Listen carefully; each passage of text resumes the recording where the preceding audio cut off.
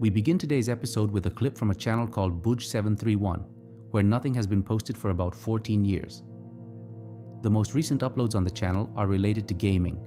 However, before those videos were posted, the person who owns the channel, a young student at the time, uploaded a series of 4 short clips about a problem that, nowadays, has become more and more common. It's an issue that is often experienced by women, but it seems that he had to deal with it as well. A stalker. Let's see how it all begins, because the clips are quite short, so I put them together.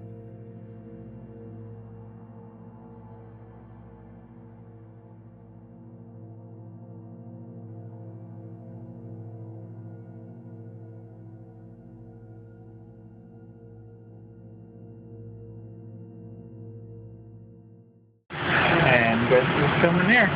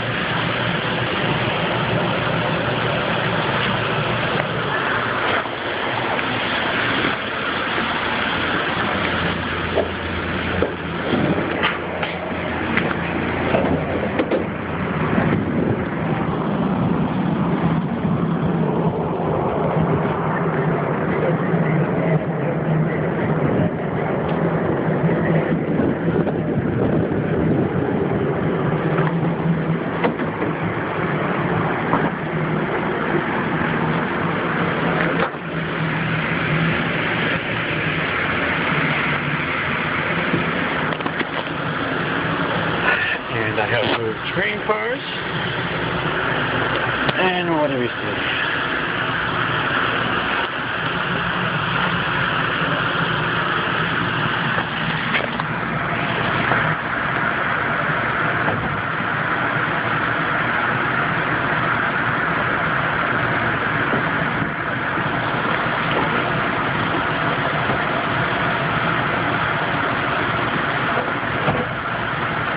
Again, followed me to a different train car.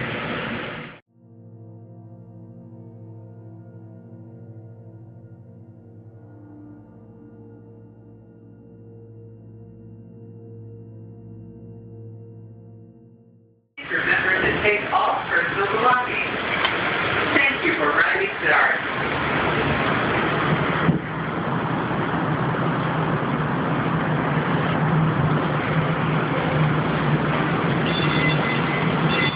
How about you stay on the train track? I'm going to stay on the train. Yeah, that's good. Get on. Stay on. Gerard, stay on the fucking train. Stop following me. Sit down and stop following me.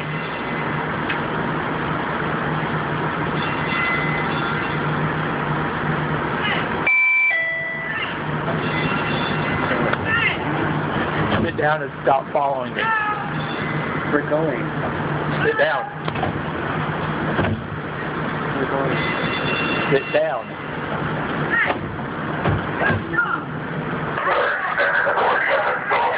Can you get him to stop following me, please? Okay, somebody needs to get off the train and somebody to stay on. Why are you following him? I don't know. Okay, do you want to wait for the next train? You holding the train up. Step up for a second, sir. I'll go. I'll go. Boy, come up here.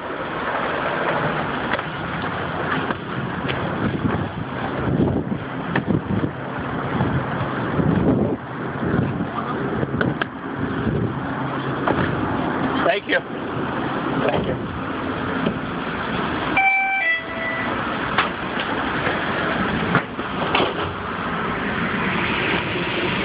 And here he is, still following me. I decided to leave these 3 recordings from 3 consecutive days exactly as they are, without intervening, because in the next clip, our guy finally builds up the courage to confront his stalker and capture part of the interaction on camera. And that footage more or less concludes what happened. So let's continue. And wants to be friends with you. Well, I don't want to be friends with you. I don't know how else to say it. But I'm plainly saying it to you. I don't want to be friends. There's nothing you can do to convince me. But why? Because you make me uncomfortable. Because I don't want to be near you. Well, because what- you touch me, you talk to me, and I don't like it. But what makes you uncomfortable? You do. Your mere presence. That's... I'm You sorry. followed me my car a lot. How does that not make me uncomfortable?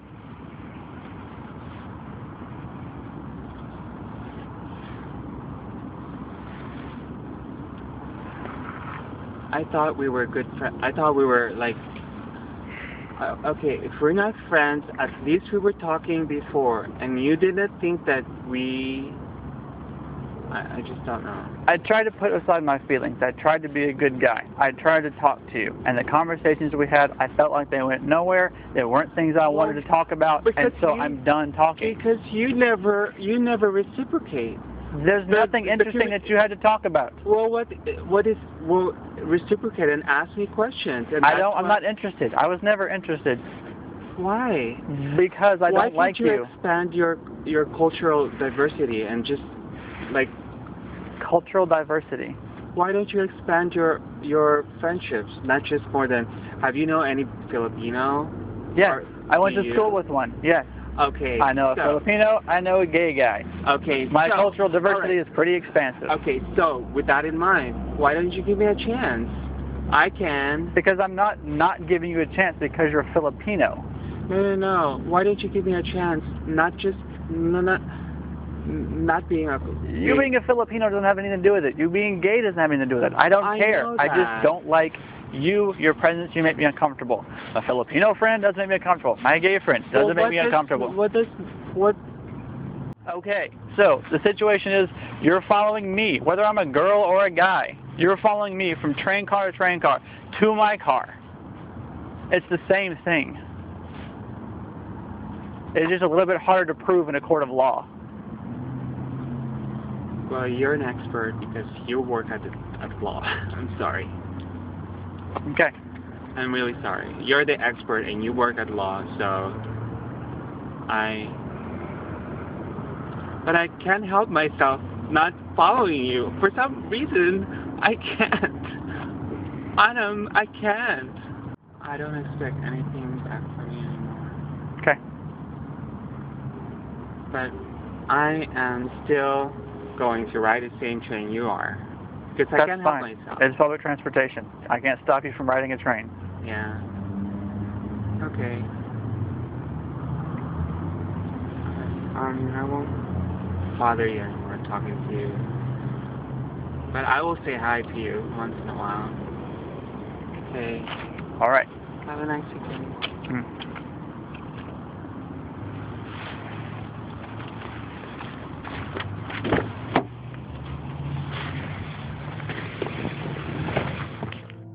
Quite an ordeal, if you ask me. In fact, I think it's one of the worst experiences someone can go through. And I can only imagine that, for women, it's probably 10 times worse. In this case, it seems that the situation eventually resolved itself.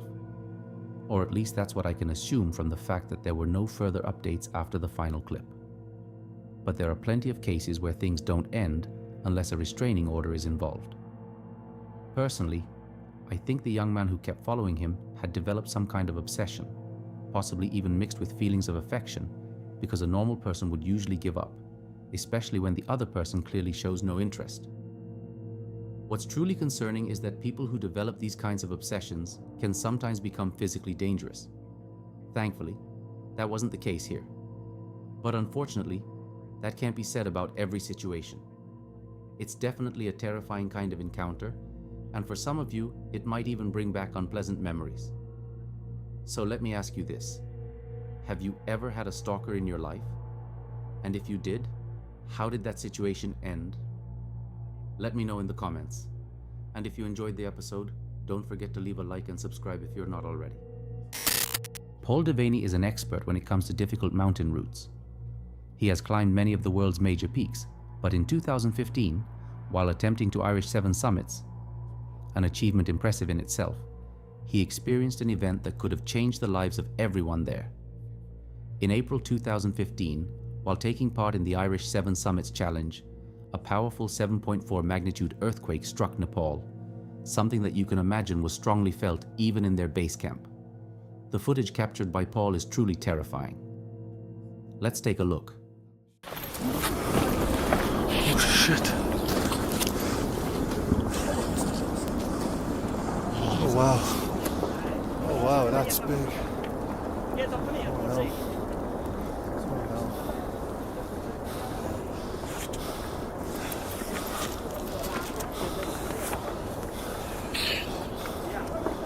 Oh wow. Go inside. Inside.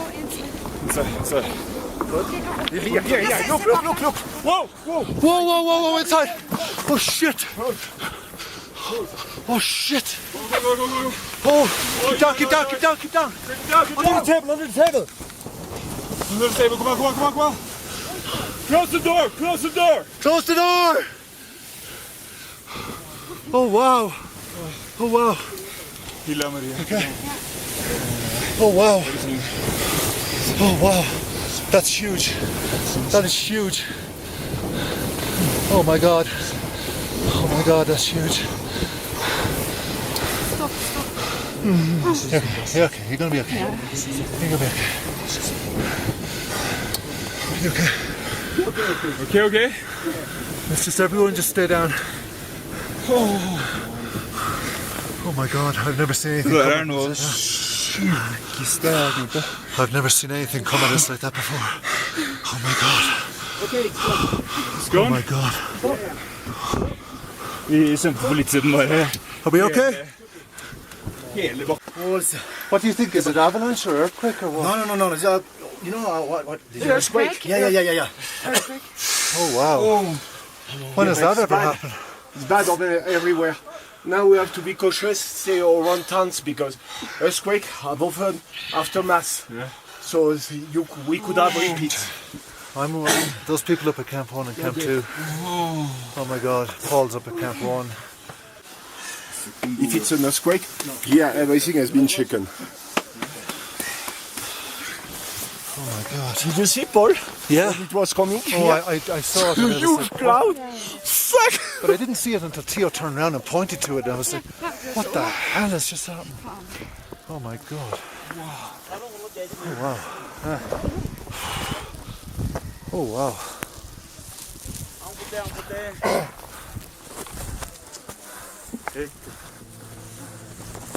Everyone okay? Yeah, Oh, thank goodness. Fortunately for Paul, he and the people in the section of the camp where they were staying managed to escape unharmed, or with only very minor injuries, though with a scare that must have felt like a brush with death. You can clearly hear it in the way they're breathing and even in what they're saying. Unfortunately, the events of that day did not end well for everyone who was at the different camps on the way to Everest. News reports from that time confirmed that between 19 and 22 people lost their lives and around 60 others were injured, all as a result of the avalanche triggered by the earthquake. So in many ways, we can say that Devaney was one of the lucky ones. Since then, he has appeared in multiple podcasts and interviews where he talks about the terrifying experience he lived through that day. So if you're curious to learn more, you can find those on his channel, which carries his name, or simply by searching for him online. Since spring has arrived, I thought the most fitting video for tonight's compilation would be one full of snow. And no, I'm not joking. Justin Hancock, a big fan of spending time in the outdoors, posted a video about a month ago in which he went through a spontaneous, but fairly dangerous, experience. While looking for a camping spot in the Idaho Panhandle, he had to keep driving higher and higher up the mountain. But a brief moment of inattention led to a navigation mistake, which later turned into what we could call a very unwanted situation for Justin. He ended up stuck on a trail where he definitely didn't want to be, and on top of not being prepared for something like that, he eventually had to call for help. But let's see how this whole story begins. We screwed up. I read the map wrong and got stuck. So we were down in that little valley right there. You go up the hill that way, you come up the hill this way. And we are absolutely buried. Thankfully, I've got Starlink.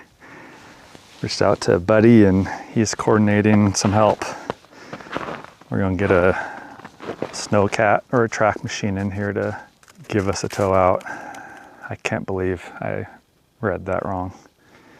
I thought for sure right down here would bring us out where we were a couple weeks ago. This is going to be an expensive lesson. Can't believe it. A little life update here. We're going to spend the night here. I was able to use Starlink to get some communication out. Was able to contact a towing service that has a groomer or snowcat, and he's done this before. However, he went to go pick it up and the battery was dead. By the time he would have gotten that battery charged or swapped out and then got in here, it would have been dark. It's a lot safer to do in the morning when it's daylight out. Obviously, I've got the trailer here, not the camp that I was planning on. It's going to be a very expensive mistake. Definitely will learn my lesson. It's a little embarrassing. Justin has plenty of experience when it comes to camping, but sometimes we all make mistakes. Stuck in the cold and on the wrong road, he doesn't really have much choice but to wait for morning, hoping for help or at least some advice he might be able to use to get himself out of the situation. In the meantime, he makes a fire, because he really needs one, cooks some food for himself and his dog, and then tries to relax a bit, because when you're stuck out there, there isn't much else you can do. But by morning, help does arrive. Not directly, but rather in the form of an idea, a piece of advice that he ends up putting into practice. I'll let him explain it himself, because you never know when a tip like that might come in handy. Let's continue. We got most of the weight out of the trailer and into the bed of the truck, pushed forward, at least over the rear axle and then forward. I might give it a go, see if I can get out of here. I don't see how anything changed overnight. And I don't want to sink down even further if I can avoid it.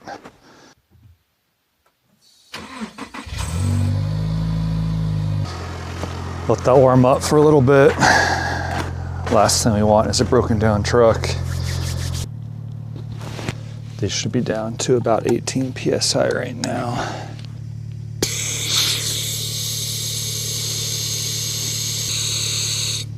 That's about as low as I want to go. 13 PSI. These wheels do not have beadlock technology like my truck does, which allows the truck tires to go down to a lot lower PSI without worrying about the tire coming off the rim. I don't want to make a bad situation worse, seeing as help is on the way. This thing's a lifesaver. Tell you what, so glad I got it. All right,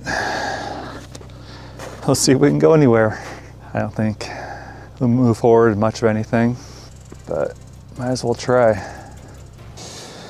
All right, let's see here, moment of truth. Got it in 4 low. I mean, I might want to try rear lockers. No, we are just digging.